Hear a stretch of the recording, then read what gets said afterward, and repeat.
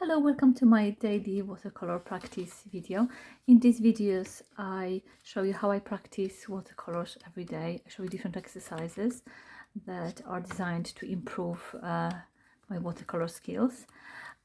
So I hope you join me. Today we are on day 22 already. I can't believe it's been so long. I will be practicing wet on dry. I have done lots of other ones. I will link the playlist at the end of this video. So today, wet and dry. First of all, I just want to assure you there will be very easy exercises. So if you're just getting back into watercolor painting, or you haven't painted in a while, you really don't need to worry. Anyone can really join in. So I hope you will join as well. And please don't just watch. Actually, grab your paints, grab your paper, and let's practice together, because practice will make you better, not just watching. That's what I used to do, by the way. I used to watch too much and not practice enough, and now I'm doing the opposite, and it's really helpful. So I hope that will help you too. Anyway, let's get on with today's subject, I guess. So wet and dry, they're basically, you probably know already, there are two kind of main ways to paint in watercolor: wet and dry and wet in wet. So they are quite broad concepts. There's a lot of different exercises that you can do to practice wet and dry. Today I want to focus on kind of when I would use wet and dry, or like the qualities of wet and dry. So for example, when we paint wet and dry, we paint on a dry paper. Wet on wet is on a wet paper, and the wetness either comes from just we put water first, or we can also just put paint first and then add the wet paint on top of it. So that's in the nutshell the principle behind wet on wet and wet in dry. So today I need to slow down a bit. Today I want to kind of explore what you can achieve with wet on dry. So for example, one of the qualities of wet on dry is that it gives you a lot of control.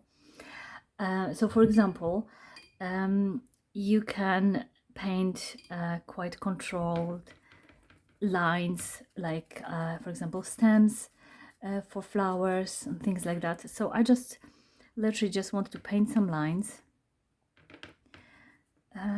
just to kind of give me an idea of the effect that wet and dry does. So for example, we can paint lines, we can crisscross them.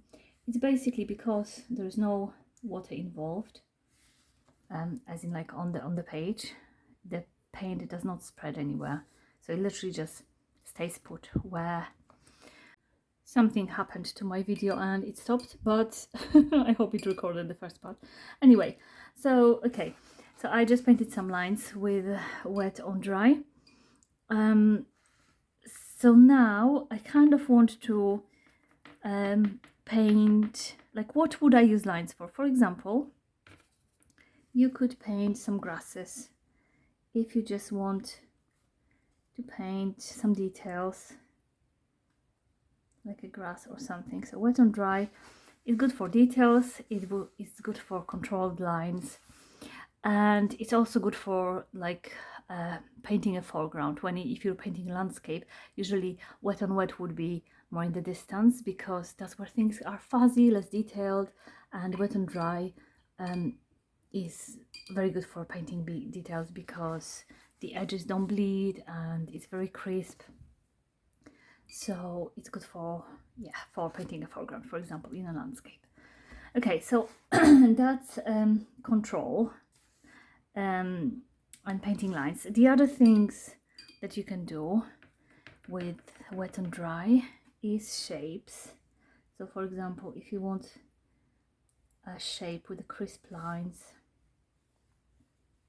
Now, lots of things that we paint, it's often helpful. Where is my tissue? Because I put a little bit too much water in.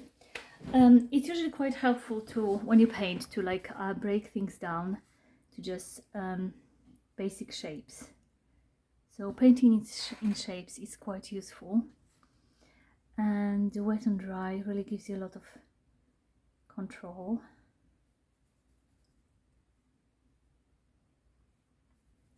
And you can also just do like a random shape, doesn't really matter. Basically the idea is that it will give you a crisp edge to like a shape that you want to create. So for example, if I want to paint a house, now I don't know how this will turn out, so bear with me. For example, if I just want to paint a little house, I'll just paint some shapes.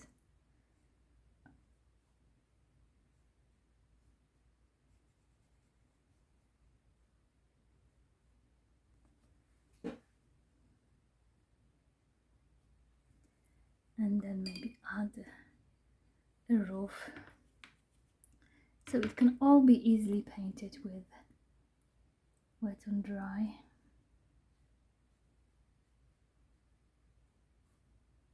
Should I leave a space here for the roof? I'm not sure. Now this is not a very good house, but I hope you get the idea. It's basically, if you have a specific shape in mind, you want it to be fairly like a recognizable shape with hard edges. Something's wrong with this house. Hang on. Oh, anyway. Okay, so that's also what we can use wet and dry for. What else? So so control. The next thing, so I would kind of class this as like how you can achieve control with wet and dry. Now the next thing I want to explore is adding details to something that we painted. So for example, if I painted a leaf, then I can add details on top. But with this technique, I will need to let this dry first. It's a bit of a wonky leaf, but anyway. So I'm going to let this dry, and then I can add some lines and add some details. And another thing that wet on dry does is creates hard edges. So I think what I want to do here is just create a little bit of a landscape, but this time I will just paint it with wet on dry, which is not normally what we would do. I'm just going to grab washi tape. Right, because I need to wait for this to dry. Oh, I just put my finger in this. Okay, so normally we use wet on wet and wet on dry together, because just wet on wet or just wet on dry is kind of it just makes for a bit of a, what's the word, I don't know. For example, like wet on wet is basically for like a fuzzy picture, for softness. So if you just do everything wet on wet, then the edges will not be described. It will be more difficult to understand what it is. Oh, I've run out of this tape. Right, I'm gonna have to grab another one. So usually would use both wet on wet and wet on dry.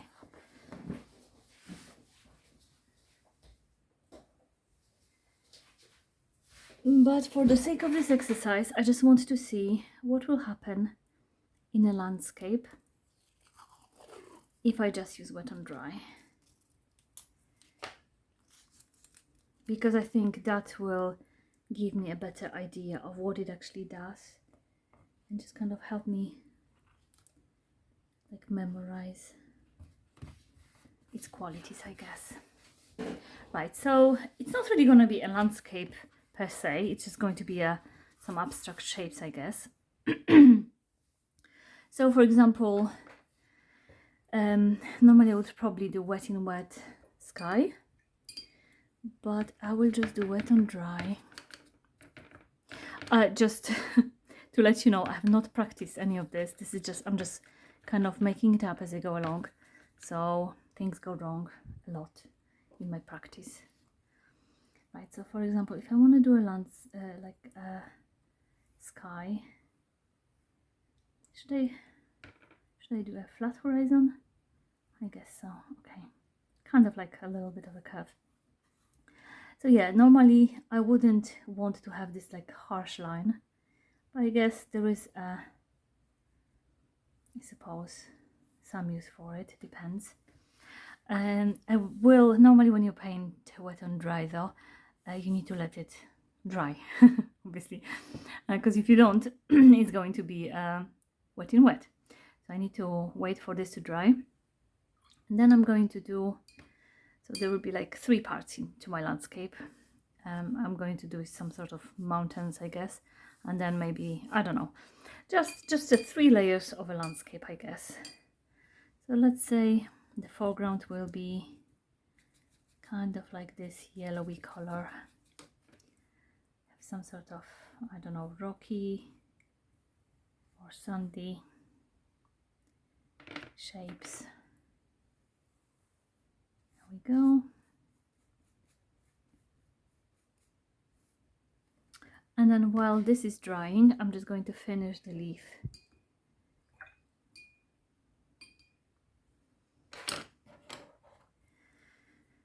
And once everything is dry, I will also kind of add some notes and some writing, just to kind of remember what I was trying to achieve, what it is that I was exploring.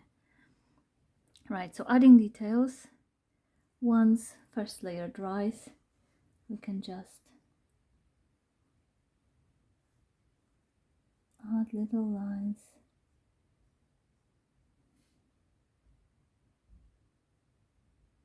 Now, all this looks very unexciting because it's very controlled, and that's why I generally don't really use wet on dry much.